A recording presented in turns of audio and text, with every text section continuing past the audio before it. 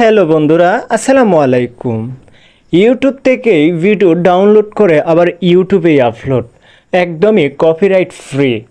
কারণ আপনি যদি ইউটিউব থেকে কোনো মুভি ক্লিপস করে আপনার ইউটিউব চ্যানেলে নিজে আপলোড করেন, তাহলে কোনো প্রকার কপিরাইট ক্লেম, কপিরাইট স্ট্রাইক কখনোই আসবে না। হ্যাঁ বন্ধুরা, অবশ্যই সত্যি।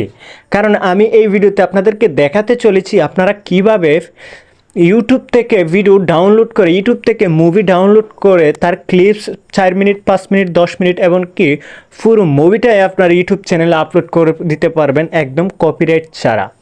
হ্যাঁ বন্ধুরা, অবশ্যই পুরো ভিডিওটা দেখতে থাকুন। আর পুরো ভিডিওটা দেখলে আপনারা বুঝতে পারবেন যে কীভাবে আপনারা ইউটিউব থেকে ডাউনলোড করে আবার নিজের চ্যানেলে আপলোড করতে পারবো আমরা মুভি। তো সম্পূর্ণ ভিডিওটা দেখুন, দেখলেই বুঝতে পারবেন। তো চলুন শুরু করি।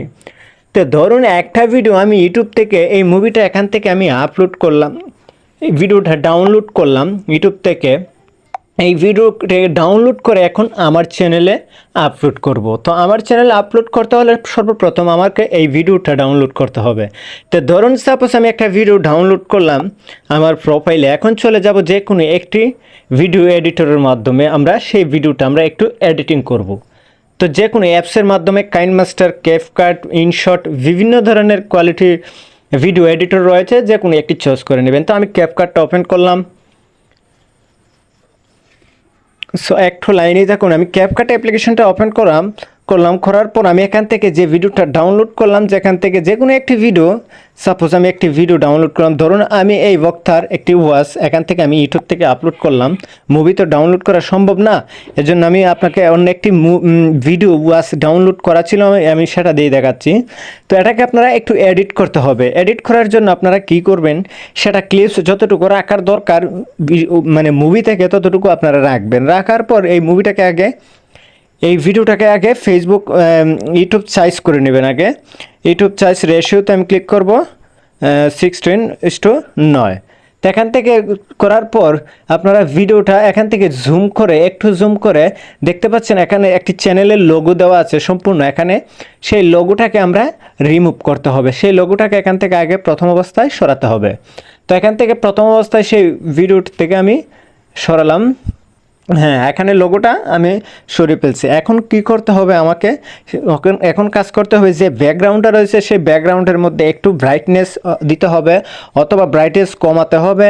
তারপর আপনারা শার্পনেস দিতে হবে, কন্ট্রাস্ট দিতে হবে। এডিটিং মূলত হচ্ছে এটাকে একটু আলাদাভাবে চেঞ্জ করে নিজের মতো করে নিজেদের চ্যানেলে আপলোড করতে হবে। তো এখান থেকে আমি একটু এডিটিং করলাম, যে দেখতে পাচ্ছেন একটু কালারটা চেঞ্জ করতে হবে। কালারটা চেঞ্জ করার পর ভিডিও লেয়ার উপর ক্লিক করে এখান থেকে ভয়েস ইফেক্টস আছে, দেখতে পাচ্ছেন সামান্য হালকা একটু ভয়েস ইফেক্টসের মাধ্যমে একটু ভয়েসটা চেঞ্জ করে দেবেন।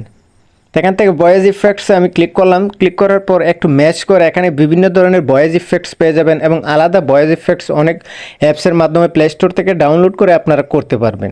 তো এখান থেকে আমি সাপোজ এখান থেকে যে কোনো একটি আমি এডিট করে দেখাচ্ছি। এখান থেকে আমি এখানে দেখতে পাচ্ছেন আমি একটু ম্যাচিং করব। করার পর এখান থেকে আমি একটু এডিটিং করব। দেখতে পাচ্ছেন একটু ফিল্টার্স আমি ক্লিক করব।